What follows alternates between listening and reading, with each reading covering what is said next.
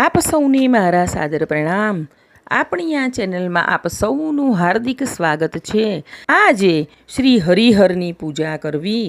આજે આપણે મહાશિવ પુરાણમાં ભાગ 2 રુદ્ર સંહિતામાં વૃંદાના પતિવ્રતા ધર્મનો ભંગ તથા તેનો દેહત્યાગ, જલંધરનો વધ, વિષ્ણુનો મોહત્યાગ, શંખચૂડની કથા અને તેનો વધ વગેરેની કથા કરીશું. શ્રી ગણેશાય નમઃ. શ્રી શિવાય નમસ્તુભ્યમ. સૌપ્રથમ વૃંદાના પતિવ્રતા ધર્મનો ભંગ તેમજ તેનો દેહત્યાગ વિશે કથા કહીશું. વિષ્ણુએ નગરની બહાર બગીચામાં બેઠક જમાવી વૃંદાને માયાની જાળમાં સપડાવવા ભીષણ સ્વપ્ન દર્શાવ્યું. વૃંદાએ સ્વપ્નમાં પોતાના પતિને નગ્નાવસ્થામાં તેલથી લથબથ, મુંડન કરેલો, પાડા પર બેસી શ્યામ ફૂલોની માળા પહેરી દક્ષિણ દિશામાં ચાલતો જોયો.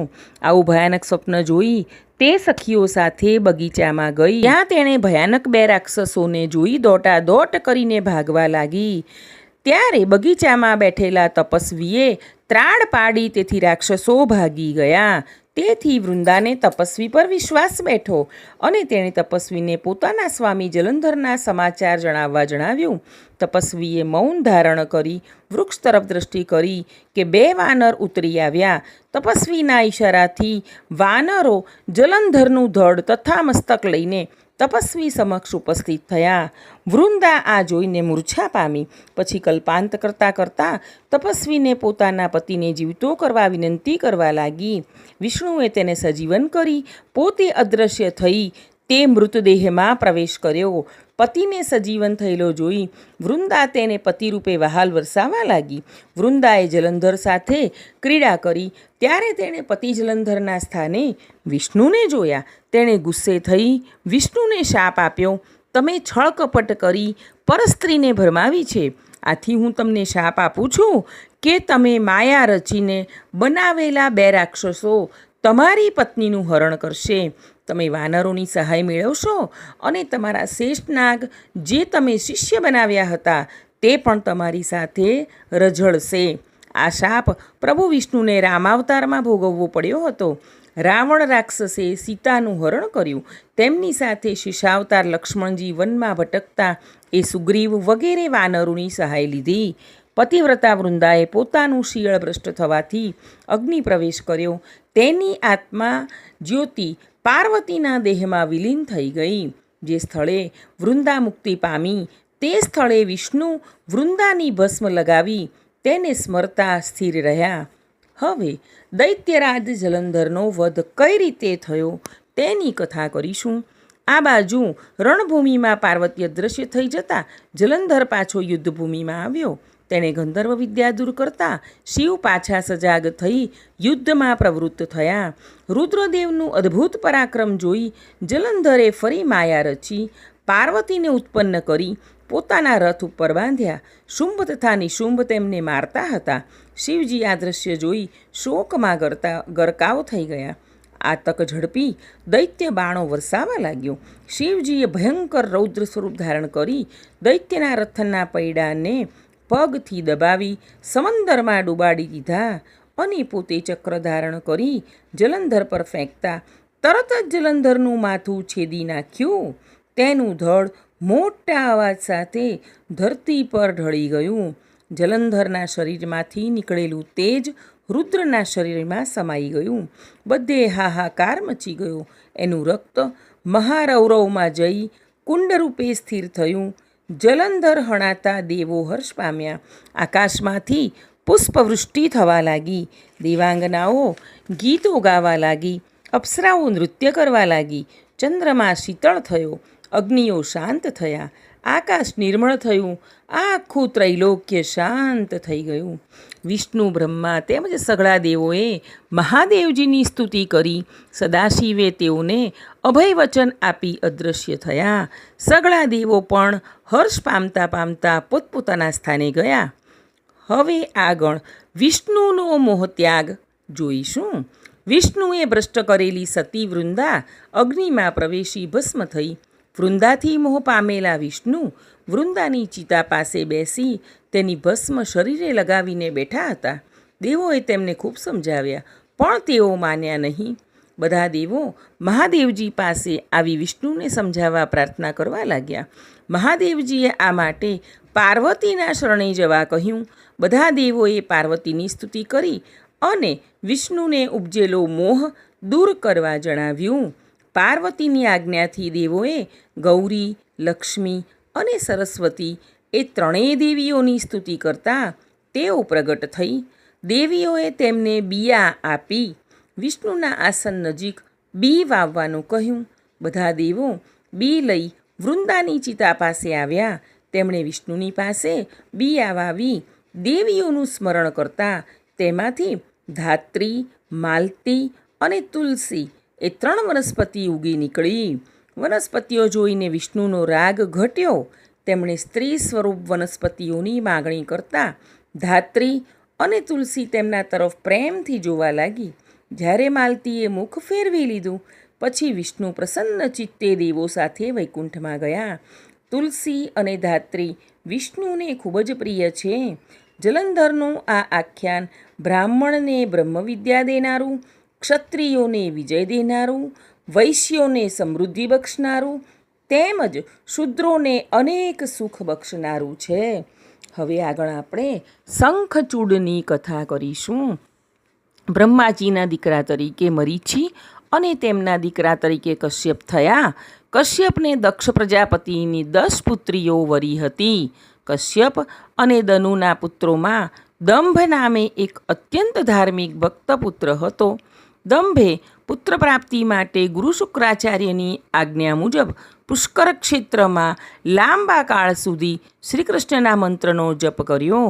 તેના તપથી પ્રસન્ન થઈ વિષ્ણુએ તેને એક પુત્ર આપ્યો. એનું નામ શંખચૂડ પડ્યું. આ શંખચૂડ શ્રીકૃષ્ણના પાર્ષદોમાં સુદામા તરીકે મુખ્ય હતો. પરંતુ સુદામાને રાધાજીએ શાપ આપ્યો એટલે તેણે દંભને ત્યાં પુત્ર તરીકે જન્મ લીધો.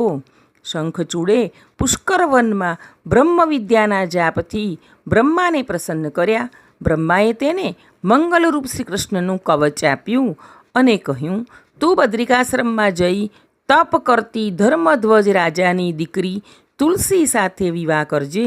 શંખચૂડ તુલસી પાસે જઈ ગાંધર્વ વિવાહથી લગ્ન કરવા વિનંતી કરવા લાગ્યો. પરંતુ તુલસીએ તેને કહ્યું, જેનું મન સ્ત્રીથી લલચાય છે તેના જ્ઞાન, જપ, તપ, પૂજન, વિદ્યા આ બધું નિષ્ફળ જાય છે. માટે તમે મારો વિચાર ત્યજી દો. એવામાં ત્યાં બ્રહ્માજી પધાર્યા અને તેમણે કહ્યું, સતી તુલસી, તને ઉત્તમ ગુણવાળો પુરુષ પતિ તરીકે આપ્યો છે. તેની સાથે ગાંધર્વ વિવાહથી લગ્ન કરી લાંબા કાળ સુધી તમે સુખ ભોગવો. શંખચૂડ પોતાની પત્ની તુલસીને લઈને પોતાના નિવાસે આવ્યો. ગુરુ શુક્રાચાર્યે શંખચૂડનો રાજ્યાભિષેક કર્યો. શંખચૂડે મોટું સૈન્ય એકઠું કરી દેવો સાથે યુદ્ધ કર્યું. તેમાં શંખચૂડનો વિજય થતાં તેણે દેવોના અધિકારો મેળવી લીધા. તે દેવો, અસુરો, દાનવો, રાક્ષસો, ગંધર્વો, નાગોનો, પાતાળલોકનો એમ બધા લોકનો તે મહાન અધિપતિ બન્યો. પૂર્વજન્મના સંસ્કારોને કારણે આ દાનવ શાંતિથી રાજ્ય કરતો હતો. પરંતુ દેવોને પોતાનું રાજ્ય જતું રહેવાથી તેઓ બ્રહ્માને લઈ વિષ્ણુ પાસે જઈ શંખચૂડની વાત કરવા ગયા. વિષ્ણુએ કહ્યું, શંખચૂડ પૂર્વે સુદામા નામનો ગોપ હતો. રાધાજીના શાપથી તેણે માનવ યોનિમાં શંખચૂડ રૂપે જન્મ લીધો છે. શ્રી કૃષ્ણે પ્રથમથી જ રુદ્રના ત્રિશૂળથી શંખચૂડનું મૃત્યુ નિશ્ચિત કરેલું જ છે. એટલે તે એનો દાનવ દેહ તજ્યા બાદ શ્રીકૃષ્ણનો પાર્ષદ થશે. વિષ્ણુની સાથે બધા દેવો શિવલોક જઈ મહાદેવજીને પ્રણામ કરી તેમની સ્તુતિ કરીને કહેવા લાગ્યા, અમને શંખચૂડના ત્રાસથી બચાવો. શિવજીએ તેમને આશ્વાસન આપ્યું અને પોતપોતાના સ્થાને મોકલ્યા. પછી શિવજીએ ગંધર્વ પુષ્પદંતને દૂત તરીકે શંખચૂડ પાસે મોકલ્યો. પુષ્પદંત શંખચૂડની સભામાં આવીને શિવજીનો સંદેશો કીધો. તે દેવો પાસેથી પ્રાપ્ત કરેલા અધિકારો અને વિસ્તારો તેમને પાછા સોંપી દે એમ કર, નહીંતર યુદ્ધ માટે સાબદો થા. અભિમાની શંખચૂડે તેની વાતનો નાદર કર્યો અને લડવાની તત્પરતા બતાવી દૂતે શિવજી સમક્ષ આવી શંખચૂડનો ઉત્તર કહી સંભળાવ્યો. મહાદેવે યુદ્ધ માટે આજ્ઞા કરી. સેનાપતિ કાર્તિકેય અને ગણપતિની સાથે કરોડો ગણનાયકો, 8 ભૈરવો, 11 રુદ્રો, 8 વસુઓ, 12 આદિત્યો, અગ્નિ, ચંદ્ર, વિશ્વકર્મા, કામદેવ અને ભદ્રકાલી સાથે શિવ શંખચૂડ સામે યુદ્ધે ચડવા ચંદ્રભાગા નદીના વિશાળ વડ પાસે ઊભા રહ્યા. શંખચૂડે પોતાના પુત્રને પોતાના સ્થાને દાનવોના રાજા તરીકે નિયુક્ત કર્યો અને 100 અક્ષૌહિણી સેના લઈ પુષ્પભદ્રા નદીના તટ પર અક્ષયવડ પાસે સિદ્ધ ક્ષેત્ર આગળ આવ્યો. જ્યાં રુદ્રના ગણોના પ્રચંડ સૈન્યને જોયું, શંખચૂડે તે વખતે એક જ્ઞાની દૂતને શિવજી પાસે મોકલ્યો. દૂતે શિવને કહ્યું, હે મહેશ્વર, હું શંખચૂડનો દૂત છું. મારા સ્વામીએ મને તમારી શી ઈચ્છા છે તે જાણવા મોકલ્યો છે. મહાદેવે કહ્યું, હે દૂત, તું તારા સ્વામીને કહેજે કે જે કુળમાં તું ઉત્પન્ન થયો છે તે ધર્મના પિતા બ્રહ્માનું કુળ છે. વળી તું પૂર્વજન્મમાં શ્રી કૃષ્ણનો પાર્ષદ સુદામા નામે ગોપ હતો, પરંતુ રાધાના શાપથી તું દાનવ બન્યો છે. તું પૂર્વજન્મનો વૃત્તાંત જાણી દેવો સાથે વેર બાંધવું છોડી દઈ દેવોને રાજ્ય પાછું સોંપી દે. શંખચૂડના દૂતે શંખચૂડના શીખવ્યા મુજબ શિવને જવાબ આપ્યો, હે મહાદેવ, દેવોએ પણ દાનવોને અન્યાય કરી વેદના આપવામાં બાકી રાખ્યું નથી. આપે ત્રિપુરાસુરના નગરો ભસ્મ કેમ કર્યા? વિષ્ણુએ મધુકૈટભનો નાશ શું કામ કર્યો? બલિરાજા જેવા ભક્તને પાતાળમાં કેમ ભંડારી દીધો? અમૃત દેવોને કેમ પાયું? આપ દેવ અને દાનવો વચ્ચે ભેદભાવ રાખો તો તે શોભાસ્પદ નથી. ત્યારે મહાદેવે કહ્યું, અમે ભક્તોને આધીન છીએ, કોઈનો પક્ષ કરતા નથી. હું દેવોનો ઈશ્વર છું. તેમની ભક્તિથી પ્રેરાઈને વશ પામી યુદ્ધ માટે આવ્યો છું. દૂતે શિવના વચનો શંખચૂડને કહી સંભળાવ્યા. શંખચૂડ લડવા માટે તૈયાર થયો. દેવો અને દાનવો વચ્ચે યુદ્ધની શરૂઆત થઈ. ઇન્દ્ર વૃષપર્વા સાથે, સૂર્ય વિપ્રચિત્તિ સાથે, વિષ્ણુ દંભની સાથે, કામદેવ કાલાસુર સાથે, અગ્નિ ગોકર્ણ સાથે, કુબેર કાલિકેય સાથે, વિશ્વકર્મા યમ દાનવ સાથે ઝઝૂમવા લાગ્યા. તે વખતે દાનવો જોશમાં હોવાથી દેવો પાછા પડવા લાગ્યા. તેથી શંકરે કાર્તિકેયને લડવા માટે મોકલ્યો. એણે દાનવોની 100 અક્ષૌહિણી સેનાનો નાશ કર્યો. ત્યારબાદ કાલિકા દેવી પણ યુદ્ધમાં જોડાતા તેઓ દાનવોને ભક્ષ કરવા માંડ્યા.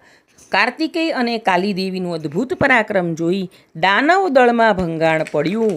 તેથી શંખચૂડ યુદ્ધ સ્થળે આવી બાણ વર્ષા શરૂ કરવા લાગ્યો. તેણે માયા રચી સર્પોનો વરસાદ વરસાવ્યો, વૃક્ષો અને પર્વતોને ગબડાવ્યા. તેણે કાર્તિકેયનો રથ ભાંગી નાખ્યો, સારથીને ઘાયલ કર્યો. શક્તિના પ્રહારથી કાર્તિકેયને મૂર્છા પમાડી. મૂર્છામાંથી જાગૃત થયા બાદ કાર્તિકેયે શંખચૂડનો રથ ભાંગી નાખ્યો અને તેનો મુગટ ઉડાડી દીધો. તેથી ગુસ્સે થયેલા શંખચૂડે બ્રહ્માએ આપેલી શક્તિનો પ્રહાર કરતા કાર્તિકેય નીચે પછડાયો. તે જ વખતે કાલિકા દેવી કાર્તિકેયને લઈ શિવજી સમક્ષ આવ્યા. શંકરે તેમને તત્કાળ બેઠો કરી અનંત ગણું બળ આપ્યું. પછી કાલિકા દેવીએ રણસંગ્રામમાં હાહાકાર મચાવી દીધો. તેથી શંખચૂડ દેવી સામે યુદ્ધે ચડ્યો. કાલિકા માતાએ અગન વર્ષા શરૂ કરી. તે દરમિયાન આકાશવાણી થઈ, હે દેવી, તમે દાનવ સૈન્યનો ભલે નાશ કરો, પણ શંખચૂડનો વધ તમે કરશો નહીં. એટલે દેવીએ તરત જ શિવજી પાસે જઈ સઘળી વાત કરી. શિવજી પોઠિયા પર આરૂઢ થઈ રણસંગ્રામમાં પ્રવેશ્યા. હવે આપણે આગળ શિવ દ્વારા શંખચૂડનો વધ કઈ રીતે થયો તે અંગેની કથા કરીશું. શંખચૂડ શિવજીને નિહાળી દંડવત પ્રણામ કરી રથ પર ચડ્યો. તેણે બખ્તર ધારણ કર્યું હતું. શિવજીએ વીરરૂપ ધારણ કરી બાણો છોડવા માંડ્યા. આ બંને વચ્ચેનું યુદ્ધ 100 વર્ષ સુધી ચાલુ રહ્યું. શંખચૂડે ધનુષ બાણ ધારણ કરી આકાશમાં ગયો એટલે શિવજીએ ડમરું વગાડી આકાશને ગજવી મૂક્યું. પછી ત્રિશૂળ ફેંકતા દૈત્ય નીચે પછડાયો. પછી દૈત્યે ઊભા થઈ નવું રૂપ લીધું અને અનેક માયાઓ રચી પણ શિવજીએ તેની તમામ માયાઓ તેજના પ્રતાપે ઝાંખી પાડી દીધી. તેણે શંખચૂડને મારવા ત્રિશૂળ ઉઠાવ્યું. ત્યાં આકાશવાણી થઈ, હે મહાદેવ, જ્યાં સુધી આના શરીર ઉપર શ્રીહરિનું કવચ અને પત્ની તુલસીનું સતીત્વ અખંડ રહેશે ત્યાં સુધી તે હણાશે નહીં. સદાશિવે આકાશવાણી સાંભળી વિષ્ણુને આજ્ઞા કરી એટલે વિષ્ણુ એક વૃદ્ધ બ્રાહ્મણનું રૂપ લઈ શંખચૂડ પાસે જઈ તેનું કવચ માંગી લીધું. પછી તેઓ તુલસીનું સતીત્વ નાશ કરવા માટે શંખચૂડનું સ્વરૂપ ધારણ કરી તુલસી સાથે સુખભોગ અનુભવ્યો. સતી તુલસીને શંકા જતાં તેણે વિષ્ણુને શાપ આપ્યો, તમે પથ્થર રૂપ બની જાઓ. વિષ્ણુએ તરત જ દેવાધિદેવ શિવનું સ્મરણ કર્યું અને સંકેત પણ દીધો. શિવજીએ વિજય નામક ત્રિશૂળ શંખચૂડ પર છોડતા તરત જ શંખચૂડ બળીને ભસ્મીભૂત થઈ ગયો. સ્વર્ગમાં દુદુંભીઓ વાગી ઉઠી. શિવજી પર પુષ્પવૃષ્ટિ થઈ. દૈત્યપતિ શંખચૂડ શાપમુક્ત બની પોતાનું પાર્ષદ સ્વરૂપ ધારણ કરી ગોલોકમાં ગયો. શંખચૂડના હાડકામાંથી શંખ જાતિનો પ્રાદુર્ભાવ થયો. વિષ્ણુની વિનંતીથી શિવજી તુલસી પાસે જઈ આશ્વાસન આપવા લાગ્યા અને કહ્યું, તું પણ દેહ તજી દિવ્ય સ્વરૂપ ધારણ કર. તું શરીર છોડીશ એટલે પવિત્ર ગંડકી નદીના નામે જાણીતી થઈશ. તું દેવોની પૂજામાં પ્રિય એવું પવિત્ર વૃક્ષરૂપ ધારણ કરીશ. તું વિષ્ણુની પૂજામાં વપરાઈશ. તારા શાપથી વિષ્ણુ શાલિગ્રામ નામથી ઓળખાશે. આમ તુલસીને સાંત્વન આપી શિવજી કૈલાશ પર ગયા. આમ મહાશિવપુરાણ ભાગ 2 રુદ્ર સંહિતાની કથાઓ અહીં પૂર્ણ થાય છે. ઉમાપતિ મહાદેવની જય. આગળની કથા સાંભળવા માટે આપણી આ ચેનલને લાઈક, શેર અને સબસ્ક્રાઈબ કરજો. આપ સૌ હંમેશા ખુશ રહો તેવી પ્રભુ પાસે પ્રાર્થના.